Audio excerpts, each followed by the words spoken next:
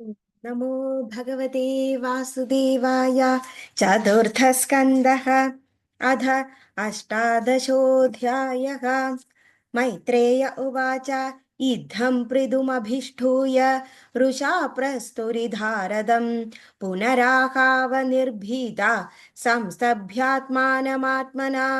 संनियच्छाभिभो मन्युं निबोधश्राविदं च मे सर्वतः सारमादत्ते यथा मधुकरो बुधः अस्मिन् लोके दवामुष्मिन् मुनिमिस्तत्त्वदर्शिभिः दृष्टा योगा प्रयुक्ताश्च पुंसां श्रेयप्रसिद्धये तानातिष्ठति यः सम्यग् उपायान् पूर्वदर्शितान् अवरः श्रद्धयोपेत उपेयान् विन्दतेऽञ्जसा ताननादृत्य यो विद्वान् अर्थानारभते स्वयं तस्य व्यभिचरन्त्यर्था आरब्धाश्च पुनः पुनः पुरा सृष्टा ह्योषधयो ब्रह्मणा या विशाम्बदे भुज्यमाना मया दृष्टा असद्भिरवधृतव्रतैः अपालितानादृता च भवद्भिर्लोकपालकैः चोरीभूतेतलोकेऽहम् यज्ञार्थे ग्रस्समोषधीः नूनं ताविरुधक्षीणा मयि कालेन भूयसा तत्र योगेन दृष्टेन भवानादातुमर्हति वत्सं कल्पय मे वीर येनाहं वत्सला तव धोक्ष्ये क्षीरमयान् कामान् अनुरूपं च दोहनम् दोग्धारं च महाबाहो भूदाना भूतभावनः अन्नमीप्सितमूर्जस्वद् भगवान् वाञ्छते यदि समां च कुरु मां राजन् देववृष्टं यथापयः आवर्तावपि भद्रं ते उपावर्तेद मे विभो इति प्रियं हिदं वाक्यं भुव आदाय भूपतिः वत्सं कृत्वा मनुम्पाणाम् उदहत्स्वलकौलशदीः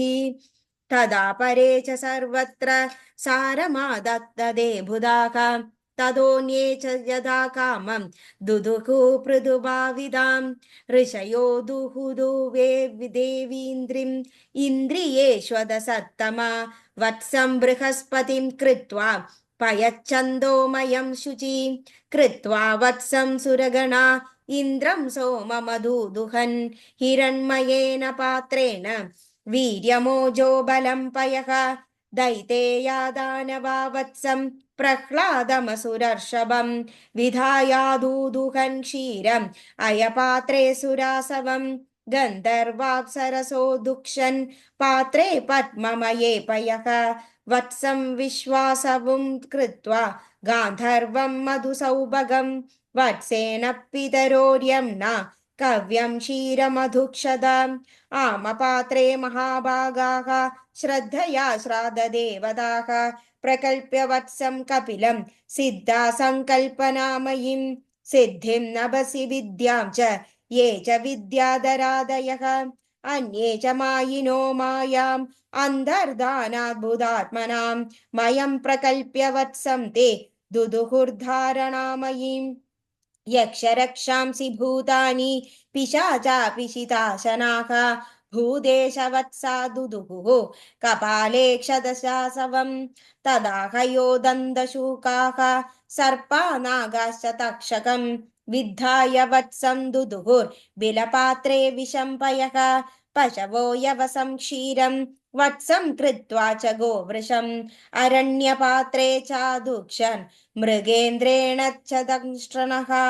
क्रव्यादा प्राणिनः क्रव्यं दुदुः स्वे कळेबरे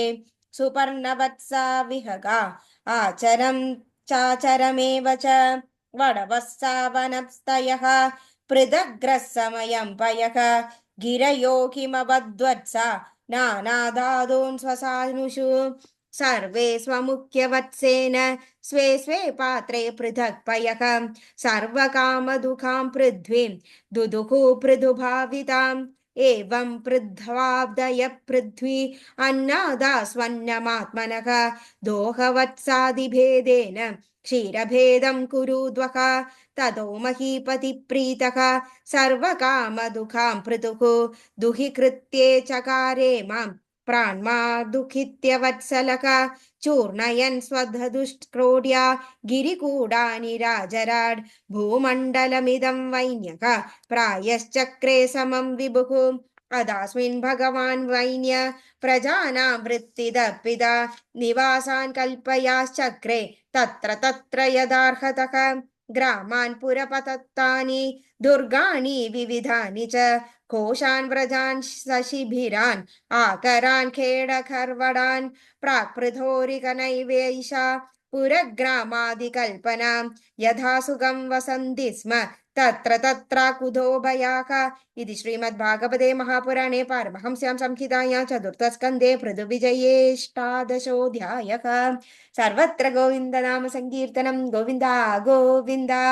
नारायण अखिल गुरु भगवन् नमस्ते।